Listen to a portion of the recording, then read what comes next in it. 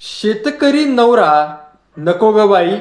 जगाच्या पोशिंदा असलेल्या शेतकऱ्याला लग्नासाठी अनेक जणांचे उमरे झिजवावे लागत आहे. एखाद्या कंपनीत 10,000 रुपयावर कामगार चालेल, पण या कृषी प्रधान भारतामध्ये शेतकरी मुलगा चालत नाही. यातूनच अनेक तरुणांना शेतीमध्ये प्रयोग करून शेतीमध्ये क्रांतिकारक बदल घडवायचे असतात. मात्र गावात राहिल्यानंतर, शेती केल्यानंतर कोणी आपल्याला मुलगी देणार नाही. ही आसपासची परिस्थिती ओळखून या कृषी प्रधान भारतामध्ये तरुणांना शेती सोडावी लागते आणि शहरामध्ये पलायन करावं लागतं. तिथे अनेक हाल अपेष्टा सहन कराव्या लागतात. मिळेल ती नोकरी पकडावी लागते. यातूनच कृषी प्रधान भारतामध्ये शेतीची दुरावस्था झालेली आहे.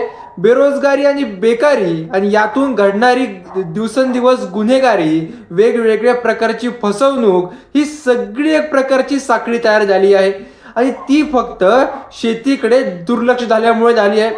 मात्र असं सगळं चित्र एकीकडे घडत असताना दुसरीकडे मात्र सांगोला तालुक्यातील डॉक्टर प्रतीक्षा त्या मुलीने आपल्या लग्नासाठी जोडीदार म्हणून मात्र शेतकरी मुलाची निवड केली आहे.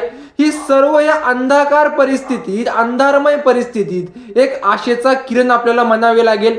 अशी सगळी परिस्थिती आली असताना आपणही महात्मा फुले म्हणतात त्याप्रमाणे शेतीकडे पारंपरिक गोष्ट म्हणून न बघता व्यवसाय म्हणून बघितलं पाहिजे. परदेशामध्ये किती आधुनिकरित्या शेती केली जाते.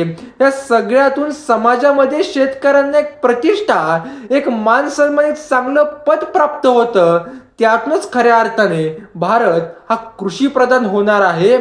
तो झाला पाहिजे, जेणेकरून एक चांगली ग्रामीण भागाला देखील चांगली अर्थव्यवस्था मिळेल, समाज व्यवस्था मिळेल. धन्यवाद.